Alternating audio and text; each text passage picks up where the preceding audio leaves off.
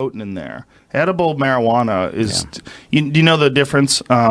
Most people aren't aware that it's a completely different psychoactive substance when you eat it, because it's processed by your liver, and your body produces something called 11-hydroxy metabolite that's 4 to 5 times more psychoactive than THC, and it's not psychoactive in the smoking version. It's very different. That's why a lot of people, when they eat brownies, they eat so strong. Yeah, I'm sure there's a famous 9/11 case where there's an audio recording of these cops that took some pot from some kids and made pot brownies of it, and then ate it, and then called the police and called 911 on themselves because they thought they were dying. But it is one of the greatest audio recordings of all time. The guy, he's a cop, and he's awesome. Like, I think I'm dying. I think time is moving really slow. Please send help. Oh my God, that's awesome. So what do you do in those moments? Like, do you have... I'm just interested because you've had, from what I can tell, quite a bit of experience with psychedelics and also isolation tanks. What's the right term for it? Isolation tank? Sensory deprivation tank. Sensory deprivation tanks. So what do you do when the little imp in your head starts telling you, like, the world's ending or time is passing slow? Just let it go. You have to just relax. I mean, I've been there 100 times more, many more than 100 times, really, but where you're really nervous and really scared. But what compounds it is trying to control it. What compounds it is trying to wrestle the moment away from this experience and just taking control of it and try to sober yourself up. No, fuck this. I gotta get in control of the situation. And that freak out is really what compounds it. That's where that's the root of all, air quotes, bad trips come from, is this desire to control. Failure to surrender. Yeah, you got to surrender. You got to relax. And it's resistance. And nothing's going to happen to you. You're going to be fine. It's going to feel really crazy, and it brings up memories from years ago, from weird conversations you might have had where you acted poorly, or weird choices that you might have made decades ago, or things that crossed your mind a couple of days ago that you're embarrassed about. There's all these different things that'll come out that will just your brain, your mind, your consciousness wants to explore these because it feels that you neglected them, or that you put them on the back burner, or that you didn't give them enough attention. You didn't give them the attention that they deserve, so they're festering and bouncing around the inside of your mind. And I find that edibles in particular, it's a very self-exploratory experience, and your brain desperately wants to point out all these areas that it feels that you might have neglected. And that's terrifying for people. And you just start really freaking out, and not to mention the concepts of mortality. You start thinking about your children's life and your life, and you get freaked out in there. Why would you want to do that? Because I think exploring those things makes regular life more it makes it more palatable, it makes it more relaxed. It gives me a perspective. It's almost like having a near-death experience on a regular basis. Well, you get out of a near-death experience, and one of the things that people say is, even if it's a near-death experience like from a severe illness or an injury, you have a perspective enhancement from that, and you come out of it feeling like, well, I kind of have a new version of life now. I understand life now because I understand the full spectrum. Before, I was operating in this very comfortable spectrum of everything being safe, and now I realize, like, no, it doesn't have to be safe. There can be terrible things where everything can go wrong. So appreciate this with much more zeal, like much more lust for life.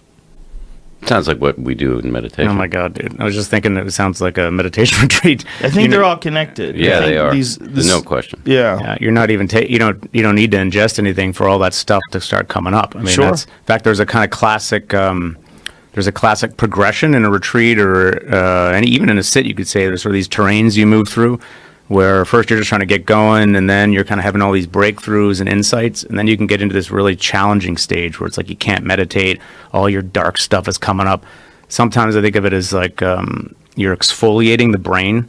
You just exfoliate, and all of a sudden you hit an air pocket of some old school shit, like your old shame and your rage and your childish petulance, and it all comes bubbling up, and you're inside this atmosphere. And then from inside that atmosphere, you're seeing everything through that filter. You're now seeing how everything sucks and your life's a catastrophe or whatever.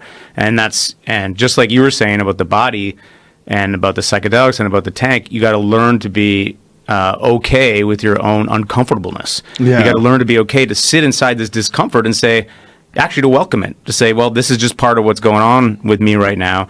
And if you can do that without resistance, like you were saying, without fighting with it, then it can actually work its way out.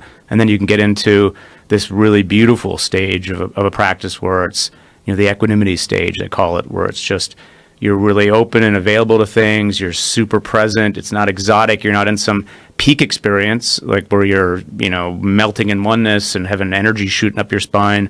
But neither are you in one of these, low experiences. You're just it's like the beautiful ordinary, And those, and you go round and round in those cycles. And then from actually that beautiful ordinary place that you can have these breakthroughs. That's the kind of classic place where people have these shifts, they have like a no self experience, or it's pretty interesting. And the phenomenology of it is really cool. Like there's, people describe very specific kinds of things happening that drop them into this next level of or next progression of insight, you could say. I don't want to overstate my meditative capacities, but I had I would say probably like a JV version of what you're describing. Last month, just a few weeks ago, I was on a 10-day silent meditation retreat, and I could see, as you described this progression, I could see in hindsight that was what I went through. So as your mind starts to settle and you get more concentrated, there are fireworks. You get a lot of sensations in your body that feel really good. You're seeing things behind your eyes. Just the mind releases a lot of dopamine and serotonin in response to the reduced chatter that can happen when you're more focused on what's happening right now, as opposed to being caught up in our egoic chatter. And at one point though, I hit a stage that's sometimes referred to as life review, where I just, all the things I'm most ashamed of just started coming up. I couldn't avoid them. I couldn't sleep, and it was all just right there. I was just thinking about them, and then I started questioning the whole practice and what am I doing here? And is this a waste of time? And I had a conversation with my teacher, who is a brilliant individual. I mean, you could argue, some have argued, and I would agree, one of the greatest living meditation teachers. His name is Joseph Goldstein, and he's not he doesn't walk around in robes or anything like that. He's a Jewish guy from the Catskills, and he's in his 70s. And I was staying in a cabin, and he would pop in and see me in his cabin every once in a while because it was right near his house. And one day I was kind of complaining a lot about the futility of my practice, and he said, surrender. He said, you got to surrender. You got to just stop, just stop getting in your head about, are you doing it right and all that stuff. Just let the practice do its thing. As Jeff sometimes talks about it, it's like, let time and nature do its work. Just trust that the practice is, we've been doing this for millennia, human beings. There's a reason for that. Just do the practice and stop worrying about it. And the next sit I had was this kind of equanimity thing that you're talking about, where I could see, it was 2 hours long. I could see everything coming up, all of my urges, desires, thoughts, physical sensations, things I was hearing, things I was seeing, because I was very focused at this point. It's all just coming at me, and I'm not reaching for it, and I'm not pushing it away. The unpleasant stuff, I'm not trying to push it away. I'm not trying to grasp onto the pleasant, and it's just and it's like this incredible video game, right? Where you can't, I sometimes describe meditation as like a video game where you can't move forward if you want to move forward. It's the anti-video game. And once you stop wanting, once you just surrender into this thing where you're just non-judgmentally observing whatever comes up in your mind, whether it's fear, whether it's planning lunch, whatever it is, you can start to move forward. And then the ego comes in and tells you, you are the best meditator ever, dude. And then you fall for that for a minute, but then you stop falling for that. Anyway, at the end of I looked down at my watch, and it's like 2 hours had passed. And But then I was fully in this zone of like, oh, this is the end of my next book. I'm enlightened. This is the best thing ever.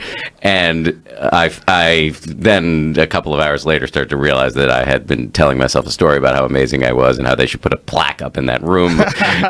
This is where the best meditation sit ever happened. And the next meditation I went to, the next time I tried to meditate, it was as if I had never meditated before. And I just I didn't know what I was doing anymore, and it all collapsed. Wow. There's so much there. There's an experience that you have in the tank where you try to let go, and you let go and relax, and then you realize, no, there's one layer of relaxation. Totally. But they're stacked on top of each other. There's infinite layers. And as you get deeper and deeper into these layers of relaxation, you hit another layer and you go, okay, no, this is relaxing. And then no, there's way more than this. There's way more to this. And the more you think about the fact that, oh, now I'm on a new level of relaxation, well, now you're not. Now you're probably 2 or 3 levels above where you were before you addressed it. That's the exfoliation you were talking about. It's almost like the layers of the onion, and you have to peel those layers. Dude, you're blowing my mind. This is all the shit that I always talk about. It's exactly, you're describing exactly, it's the layers of the onion. It's like you're holding this fist, and you don't even realize you're holding this fist. You're walking around going, yeah, everything's fine, but you're holding this fist, and then you realize you're holding on so tight, and then you don't even know how to open the fist. Yeah. It's been closed the whole time. At some point, the way you open it is not trying to open it. You have to just be so okay with the fact that you got this tight fist here that eventually it just opens of itself. And then you think you're free. And I think I describe it as like walking the onion. It's like you're walking on top of the onion, and imagine the planet is an onion. You're walking and you're turning the onion as you walk, and you got the huge open air all around you. You got the universe. You feel like you're free. But very slowly you're sinking into the onion. This layer of tension is kind of appearing, or coagulation that starts to kind of coagulate in your experience. And eventually you realize that there's this layer of tension here, and you're not free. You're inside this thing. And then you have to figure out how to exfoliate that or let that go. And it just keeps going on because it's turtles all the way down. It's like it's onion layer after onion layer. And every time you get into a new place of freedom, the fact and the act of living is creating more coagulation. It's creating more just natural frictions and things that are coming up. So it's not just that you're going through. So the progress of insight, the progress of what they call purification in Buddhism, is a process of kind of working through your conditioning, but also simultaneously learning to work through the new conditioning that's accreting by virtue of just being a human being. And that's the game. And that's why a lot of people say there is no end to it. You don't get to some final liberation, because just the act of living is creating its own blind spots. So you've got different people in different camps who argue different things about what your real freedom looks like. But that to me seems the most realistic. At least it's the one that fits with my experience, and it describes exactly how you describe it. And the two they really line up. I think most of us are operating on momentum, and I think you learn things as a child, and those become whatever your personality is, the way whatever thought process you sort of have carved into your mind, like the grooves and patterns that you normally find yourself thinking in. And I equate it to a lot to martial arts training. Like I used to teach martial arts for a living. One of the things that I found incredibly difficult was to reteach people. It was way easier to teach a person with no training than it was to reteach someone with poor training. So when someone has poor training, they have these paths carved in their movements and their thought process, and when they're in a situation, they fall back on those patterns, and it's extremely difficult to get people out of that and learn to do things correctly. But if you can teach them how to do things correctly from the beginning, then they naturally, like, this is the stressful situation, here comes the problem, here's the issue, what's the technique, now you know it, and it's locked into your brain. You know the right pathway, whereas like, don't go to the technique you've been using all your life, now use a new technique and remember to manage that situation under pressure. I think that's how most of us are handling our lives. We're handling our lives with poor techniques and poor management skills, and these paths that are carved in, that are infantile, and that are essentially like the remnants and the echoes of when you were a teenager, or even younger than that, and then maybe your parents and the learned behavior that you see watching them, and maybe they weren't so good at managing life either, but these patterns are carved into your brain, and you find comfort in them because you know where they're going, and so you slide right into them. And then as an adult, you start trying to remap your consciousness and remap those patterns. And in doing that, it's very difficult to sort of rethink how you think. I mean, I think what you're pointing to here is close to the what has become for me the animating insight of my whole side hustle as a meditation proponent, which is that the mind is trainable. Now, you describe, I think, very accurately the ruts in which many of us find ourselves or don't even know we're in.